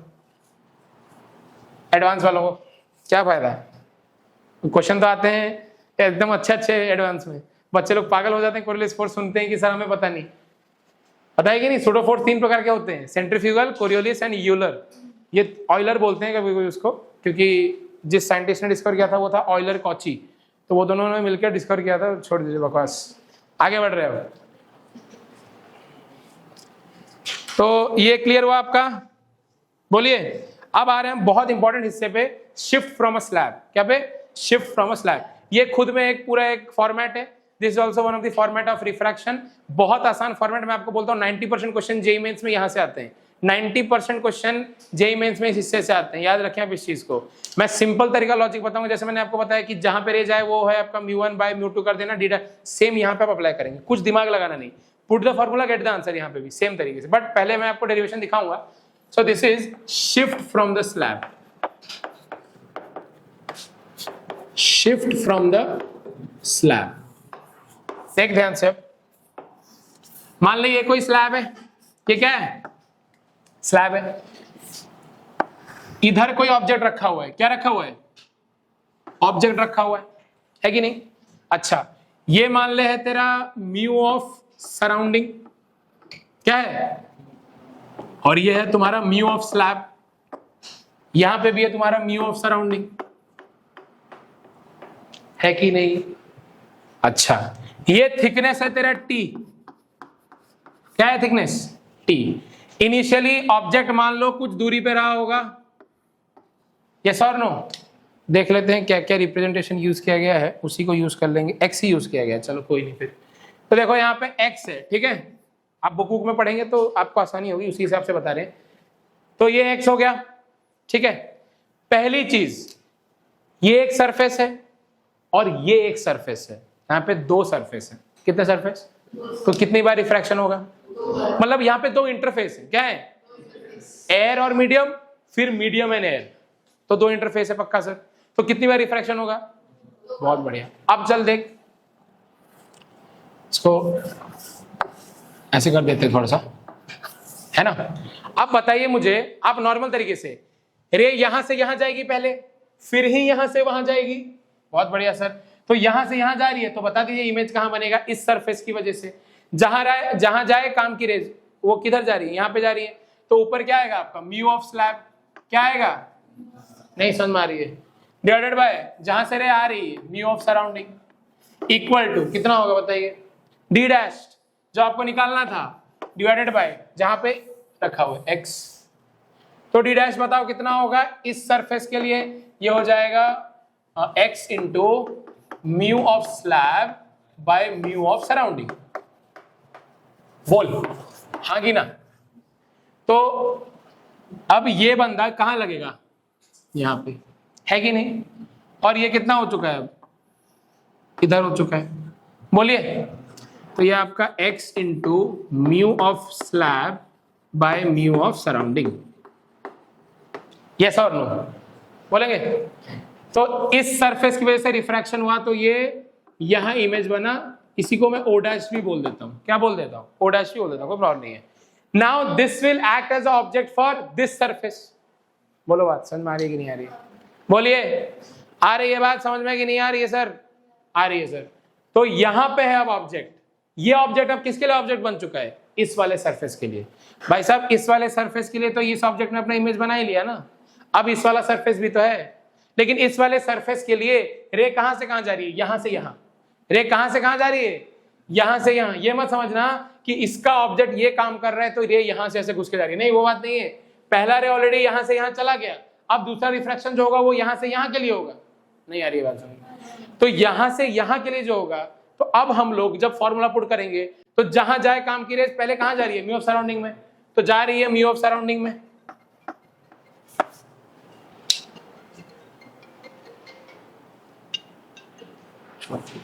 तो कहां जा रही है, म्यू ऑफ सराउंडिंग बाय क्या आ जाएगा यहाँ पे, म्यू ऑफ सराउंडिंग बाय क्या आ जाएगा, जहां से रे आ रही थी, कहां से रे आ रही है, mu of slab equal to, बता डिस्टेंस फ्रॉम दिस सरफेस लेंगे ना, अरे डिस्टेंस फ्रॉम दिस सरफेस लेंगे कि नहीं, तो ये कितना आएगा बताओ, पहले तो आएगा डी डबल डैश, कितना आएगा पहले, क्योंकि अब अपने को जो इमेज चाहिए वो यहां से डिस्टेंस पे चाहिए, तो D dash upon D dash, ये यही है डी डैश आपका, यही आपका क्या है, सो यहां से ये ऑब्जेक्ट काम कर रहा है इस सरफेस के लिए, तो इसकी डिस्टेंस कहां, T plus D dash, T plus, तो मैं इसको लिख देता हूं डी डैश प्लस टी, कितना लिख दिया, बहुत बढ़िया सर। तो इसको देखिए अब आप, D double dash by D dash कितना है यहाँ पे, यह है आपका x into mu of slab divided by mu of surrounding into T is equal to mu of, हाँ प्लस टी,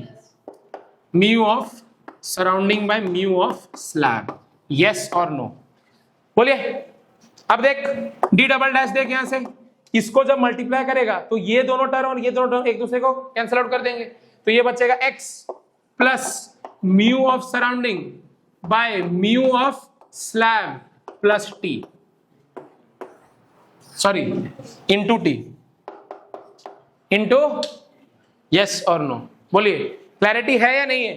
तो बता अब जो इमेज बनेगा ये ऑब्जेक्ट था इस वाले सरफेस के लिए, तो जो तेरा डी डबल डैश आएगा क्या आएगा, मान लो वो कहीं इधर आएगा, मान लो सपोज जस्ट मान ले कि वो कहीं यहां आएगा, ठीक है, मान लो इधर आ रहा है, हो सकता है इधर भी जाए, हो सकता है शिफ्ट इधर भी हो, कैसा भी शिफ्ट हो, तो मैं मान रहा हूं कि यहां हो रहा है, क्या बोल रहे, हाँ वो बताएंगे, रेड डायग्राम से बता देंगे अभी। तो इस वाले ऑब्जेक्ट का इमेज कहां बन रहा है, यहाँ पे, तो इसको मैं बोल रहा हूं आई डैश, क्या बोला मैंने, और आई डैश यहां से कितने दूरी पे है, यहां से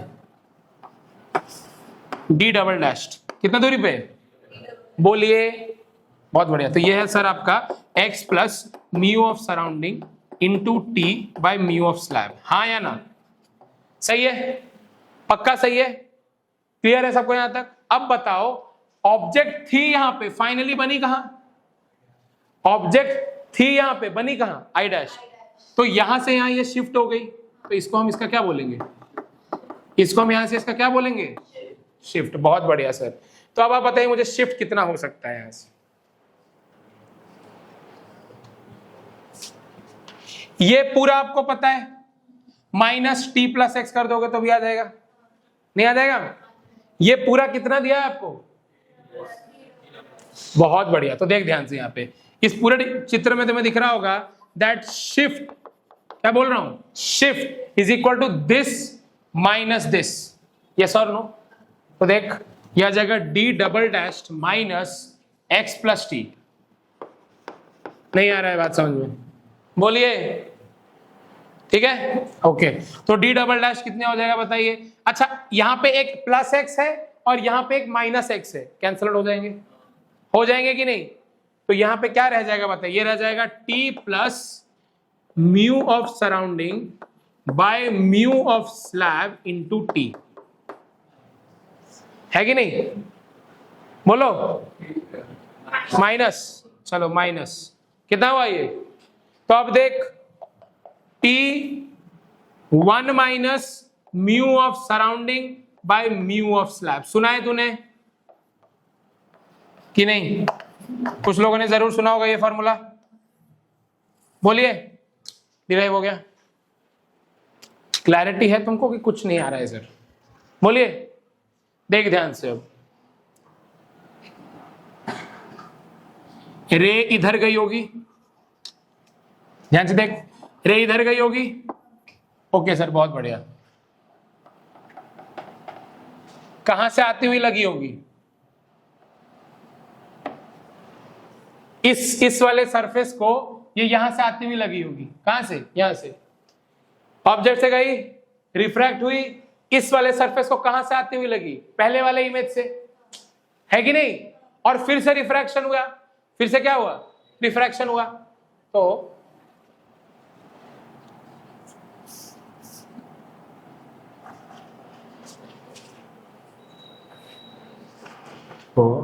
यहां से तो यहां टकराई और वापस कैसे चली गई, थोड़ा कहीं ऐसे चली गई, ऐसे चली गई यहां पे, ठीक है। तो ये कहां से आती हुई लगी, इस वाले पॉइंट से। कहां से आती हुई लगी, इस वाले पॉइंट से, ठीक है। यहां से रह गई, रिफ्रैक्ट की तो इस वाले सरफेस को लगी कि यहां से आ रही है, यस और नो। फिर यहां पे रिफ्रैक्शन हुई, यहां गई तो वापस से ये लगी कि यहां से आ रही है, यस और नो। बोलिए आया कि नहीं आया, 100% पक्का बोलिए। सर आ रहा है थोड़ा थोड़ा। तो ये है फाइनल, दो रिफ्रैक्शन के बाद फाइनल इमेज यहां बन गई, फाइनल इमेज, यस और नो। अब इमेज कंफ्यूजन है सर कहां पे था कि सर ऑब्जेक्ट यहां था, पहला इमेज यहां था, जो दूसरा इमेज बन रहा है सर वो इसके इधर बनेगा कि इधर बनेगा, यही ना प्रॉब्लम है। या हो सकता है शिफ्ट सर इधर होगी इधर होगी। अब बात सुने आप, इस फॉर्मूला के बारे में फिर से इंपॉर्टेंट चीजें सुने। Shift is always measured from the object, shift is always taken from the object, clear. Here there will be mu of surrounding और नीचे क्या होगा, म्यू ऑफ स्लैब, क्लैरिटी। बहुत बार आप 1 - 1 by म्यू वाला फॉर्मूला सुनेंगे बिकॉज म्यू ऑफ सराउंडिंग 1 ले लेते हैं ज्यादातर, एयर में क्या ले लेते हैं 1। हो सकता है ये पूरा सेटअप ग्लिसरीन में डुबाया हुआ हो तो ये और ये अलग हो जाएगा, मतलब ये और ये सेम रहेगा लेकिन इन दोनों के बीच में ये 1 नहीं होगा, ये कुछ और आ जाएगा, that is mu of surrounding, yes और नो। एयर के लिए आप फॉर्मूला क्या लिखेंगे, डायरेक्ट ये रटवाया जाता है, एकदम रटवाया जाता है, shift equal to T 1 - 1 by mu, direct रटवाया जाता है कि ऐसा कुछ होता है, क्लियर। बोलिए क्लैरिटी है। अब देख मिटा रहा हूं मैं, लिखिए आप आराम से लिखिए, आराम से लिखिए।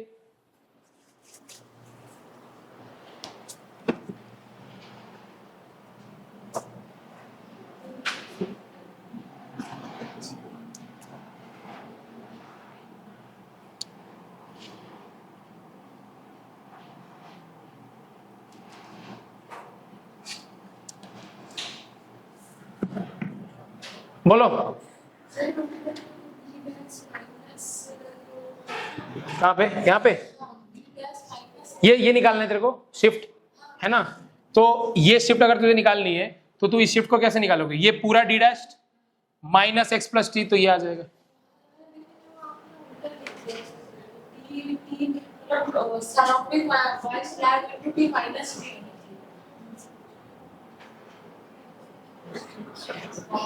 क्या कुछ गलत हुआ है क्या,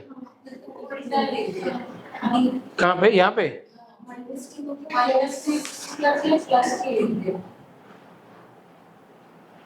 कहाँ पे बोल रहे हैं, ये आपका ये वाला एक्सप्रेशन सही है, ओके। टी डैश कितना है यहाँ पे, x plus mu of surrounding into T. तो हमारा जो शिफ्ट फ्रॉम द स्लैब का फॉर्मूला निकल के आया है, हमारा ऑब्जेक्ट यहां से इधर गया, यहां से ले गए इधर, फिर रिफ्लेक्ट किया, इसकी वजह से यहाँ पे एक ऑब्जेक्ट बनी, ये इमेज बनी, बट ये object will act as object for this surface. तो फिर यहां से रहे, फिर ऐसे गई, ये इसको पीछे एक्सटेंड किया, तो आपने फाइनल इमेज कहाँ पाया, यहाँ पे। तो ये था आपका ऑब्जेक्ट और ये था आपका फाइनल इमेज। तो ऑब्जेक्ट और फाइनल इमेज के बीच के डिस्टेंस को क्या कहते हैं, shift. Shift is always measured from the object. Hence जो आप डेरिवेशन यहाँ देख पा रहे हैं, बहुत सिंपल सा डेरिवेशन है। पहले आपने ये वाला वैल्यू निकाला, आई ओ कितने दूरी पे था, आपने पहले इसको निकाला, ये आपका कौन सा डिस्टेंस है, ये आपका डी डैश है, ये आपका क्या है, डी डैश। डी डैश की वैल्यू आपने कैसे निकाली, x into mu of slab upon mu of surrounding, normal तरीके से, यस और नो, बहुत बढ़िया। उसके बाद देखिए फाइनली जब आप इसको ऑब्जेक्ट की तरह बिहेव करा रहे हैं, तो ये ऑब्जेक्ट इस वाले सरफेस के लिए है, तो यहां से ये डिस्टेंस कितना है, ये पूरा है t प्लस, मतलब ये जो सेपरेशन ये है t प्लस डी डैश, कितना है, t प्लस डी डैश, है कि नहीं। उसी तरीके से जब फाइनली ये यहां वाली रिफ्रैक्शन हो रही है, तब आप वापस से ये वाला तरीका लगा रहे हैं, mu of surrounding by mu of slab equal to D dash by object का डिस्टेंस। ऑब्जेक्ट का डिस्टेंस कितना है, डी डैश प्लस टी। देखिए ये ऑब्जेक्ट यहाँ पे है, तो ये है डी डैश प्लस टी, तो ये रहा D dash plus T. Solve करेंगे, यहाँ से आपको डी डबल डैश मिल जाएगा, क्या मिल जाएगा, डी डबल डैश, यस। क्या बोल रहे हैं, D double dash, D double dash आपने यहाँ से सॉल्व किया है ना, ये निकाला है हमने इसको। क्या बोल रहे हैं, पहले हमने O के लेफ्ट रखा था, हमारा ऑब्जेक्ट कहाँ पे, यहाँ पे ऑब्जेक्ट कहाँ पे, अरे इस वाले सरफेस के लिए ऑब्जेक्ट कहाँ पे, यहाँ पे ये कितनी, ये यहाँ से कितनी दूरी पे डी डैश, तो डी डैश प्लस टी नहीं है ये, बोलिए डी डैश प्लस टी है कि नहीं, बोलो।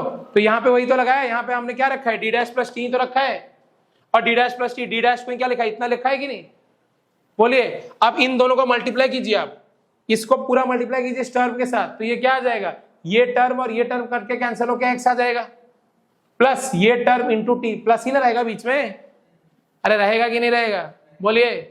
क्लैरिटी है सबको 100%। तो यहाँ पे आपका फाइनल इमेज कहाँ बना, यहाँ पे ये शिफ्ट आपको देखनी थी, ये शिफ्ट ध्यान से सुन लें। अब आपका फॉर्मूला यहाँ पे बन रहा है शिफ्ट का, x plus T minus D dash is the shift, x plus T minus D dash is the shift. ये shift x plus minus D dash से इतना तक सर बहुत बढ़िया है, x और x कैंसिल हो रहा है सर बहुत बढ़िया, t माइनस टी ऑफ इतना ये भी बहुत बढ़िया। Final formula t one minus mu of surrounding में म्यू ऑफ स्लैब, ये सही है। यहाँ पे नोट करने की बात अब क्या है, ध्यान से सुन लें इंपॉर्टेंट चीजें क्या क्या इस फॉर्मूला के बारे में।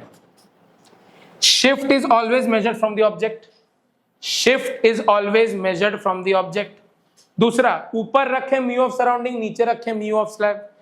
तीसरा, अगर ये शिफ्ट का आंसर आए पॉजिटिव, अगर ये शिफ्ट का आंसर आए पॉजिटिव, तो फाइनल इमेज जो बनी होगी वो ऑब्जेक्ट के राइट साइड लाई करेगी, और अगर ये शिफ्ट का आंसर आए नेगेटिव, मतलब फाइनल इमेज जो बनी होगी वो किधर जाएगी, नहीं आ रही है बात समझ में।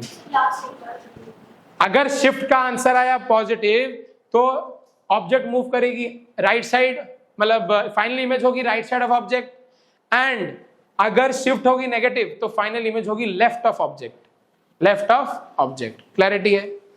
अच्छा, और एक क्लैरिटी मैं आपको देता हूं, सबसे बढ़िया तरीका पहचानने का कि कहां से कहां जाएगा। जिधर जाए काम के रेज उधर जाएगी ज्यादातर आपका शिफ्ट। आपको मैं बताऊंगा अभी वो चीज, जहां जाए काम की रेज उधर जाएगी शिफ्ट। काम की रेज जा रही है राइट साइड, शिफ्ट भी हो रहा है राइट साइड, ठीक है। अभी मैं आपको बताता हूं वो सारे एग्जांपल्स के ऊपर। इतना क्लियर है? क्लैरिटी है? ओके। कुछ एग्जांपल होंगे इसमें भी, बोलिए।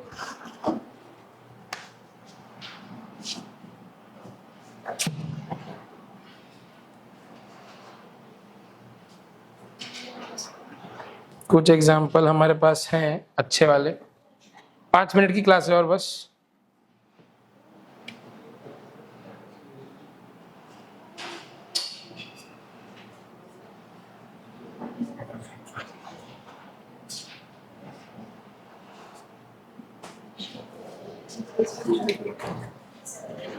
इतना ठीक है क्या? बोलिए। तो शिफ्ट ऑफ द इमेज जो आई वो कितनी आई, फॉर्मूला डायरेक्ट याद रखें, thickness of the slab into 1 minus mu of surrounding by mu of slab, mu of surrounding by mu of slab. बहुत बढ़िया सर, आगे बढ़ते हैं। तो अब देखिए और समझिए बात को कि मान लीजिए आपका ये कोई स्लैब है, ये थिकनेस आपको दे रखी है 20 cm, कितनी दे रखा, बहुत बढ़िया। आपका यहाँ पे म्यू दे रखा 1, यहाँ पे आपका म्यू दे रखा 1 और यहाँ म्यू दे रखा 1.5, और ऑब्जेक्ट की दूरी आपको दे रखी है यहाँ से 30 cm। बताइए शिफ्ट किधर और कितना, शिफ्ट किधर और कितना बताइए।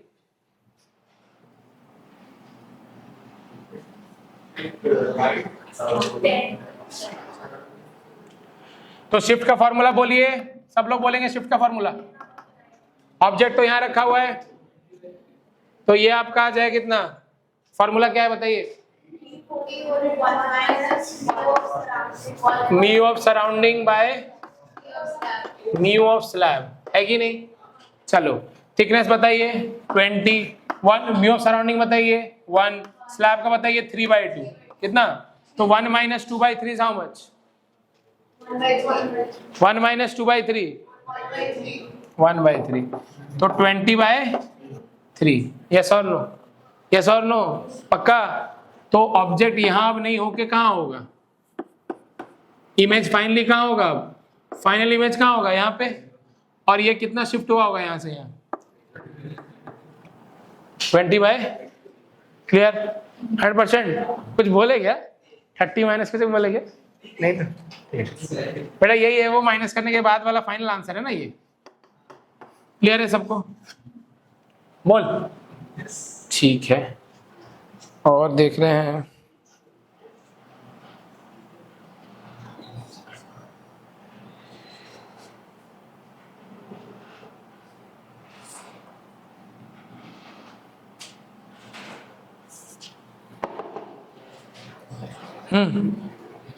बोलिए। तो आपने कहीं पे भी यहाँ पे ऑब्जेक्ट डिस्टेंस यूज किया है क्या? यूज किया है क्या? So this result is independent of the object distance. This result is independent of object distance. Another point about this formula है कि नहीं? बोलिए। बहुत बढ़िया। अब अच्छा, नेक्स्ट क्वेश्चन जो आपका है, अब जो आपका नेक्स्ट क्वेश्चन, ये मान लो आपका 30 cm है, कितना? अब बताइए।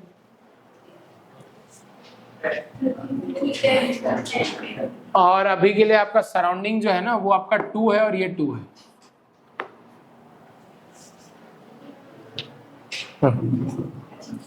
बताओ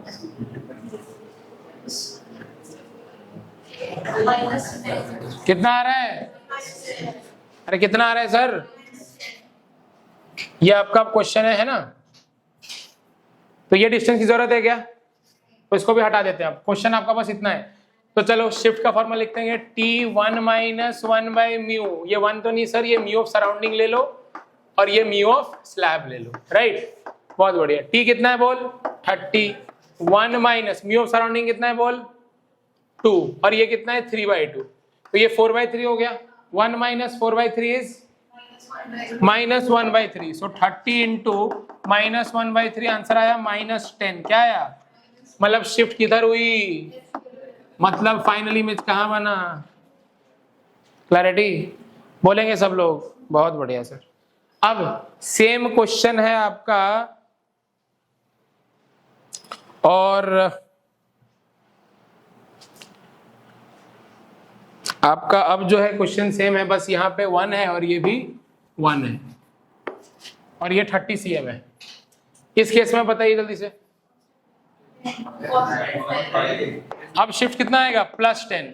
मतलब अब फाइनल इमेज कहाँ बनेगी? क्लैरिटी है? अच्छे से पक्का गारंटेड, कोई परेशानी की बात कहीं पे भी नहीं? ठीक है, okay. Last question for the day.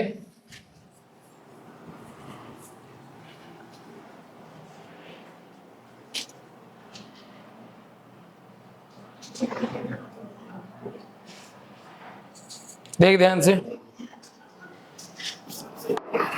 ये आपका एक स्लैब है, ये आपका दूसरा स्लैब है, ये आपका तीसरा स्लैब है, ठीक है? सबका जो 15, 20, 30 cm है, ये कितना है? 15 cm, 20 cm एंड 30 cm, ठीक है? ओके, और 1.5, 2 and 1.5। This is 1.5, 2 and 1.5 refractive index, ठीक है? बोलिए। और ये आपका वो लाइन है ना, you have to solve this now. बोलिए। होमवर्क तो आपका पूरा जेईई मेन का पीवाईक्यू होगा फ्रॉम रिफ्रैक्शन एक्सेप्ट प्रिज्म। ये ऑब्जेक्ट है तेरा, हाँ, तेरे को टोटल शिफ्ट बतानी है। क्या बतानी है? टोटल शिफ्ट बतानी है। तो इंडिविजुअल शिफ्ट का समेशन हो जाएगा। क्या हो जाएगा? यस और नो? ठीक है, बहुत बढ़िया। पहले स्लैब की वजह से बता कितना होगा? बता। 15 into 1 minus mu of surrounding is how much? Mu of surrounding is how much?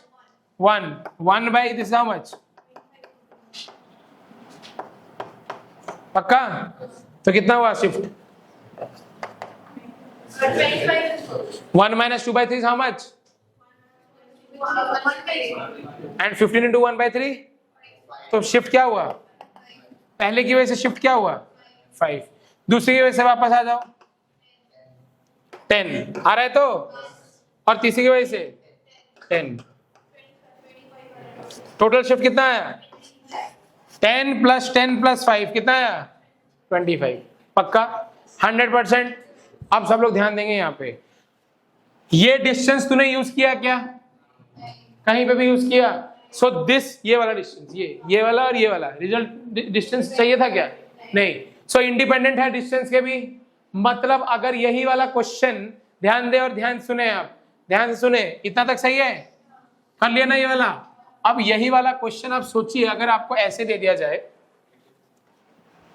आपको यहां पे ऐसे दे दिया जाए, इसको वापस पूरा टच करा करा के दे दिया जाए इसको, ये कितना था? ये आपका 10 था, ये कितना था?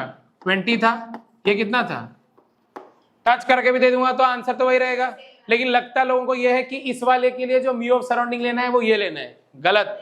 जब आप शिफ्ट का फॉर्मूला पुट करोगे ना, इसमें आप क्या लेते हो? S1 S2 S3 करते हो। S1 में लेते हो sir mu of surrounding by mu of this one, फिर यहाँ पे लोगे mu of surrounding by mu of this one, क्योंकि इसके सराउंडिंग में तो ये रखा हुआ है, तो कंफ्यूजन तो होगी सर। लेकिन आपने उसी जो इसके पहले वाले क्वेश्चन में आपने देखा कि डिस्टेंस से इंडिपेंडेंट है, क्या है? तो रियलिटी में यहां पे जो नेट शिफ्ट होगा क्या होगा? इस केस में जो नेट शिफ्ट होगा वो इनके डिस्टेंस से इंडिपेंडेंट होगा। मतलब आप इंडिविजुअल शिफ्ट का समेशन कर लें, क्या कर लें? विथ रेस्पेक्ट टू इसका रिफ्रैक्टिव इंडेक्स एंड ऑब्जर्वर का, इसका रिफ्रैक्टिव इंडेक्स एंड इसका ऑब्जर्वर, इस वाले के लिए इसका refractive index and observer. Observer कहां है सर? ऑब्जर्वर तो सर यही है ना। अरे ऑब्जर्वर कहां है? यस और नो? पूरी फॉर्मूला ऑब्जर्वर के लिए ही निकाली गई थी। और ऑब्जर्वर के लिए फॉर्मूला क्या डिफाइन किया गया था? T bracket 1 minus mu of surrounding by mu of, और म्यू ऑफ सराउंडिंग में कौन है? ऑब्जर्वर है। कौन है? बस बात खत्म। तो इसका शिफ्ट अब क्या लिखेंगे? T 1 minus mu of surrounding by mu में म्यू ऑफ सराउंडिंग मतलब यही वाला, बाहर वाला। कौन सा वाला? क्लैरिटी है सबको? तो अगर वो टच करके दे या दूर दूर करके दे, आपका आंसर वही रहेगा जो दूर दूर था और पास पास था। यस और नो? 100% पक्का, कोई परेशानी? चलो थैंक यू। क्लियर है? तो बहुत बढ़िया। नहीं लेंगे, क्योंकि जो पहला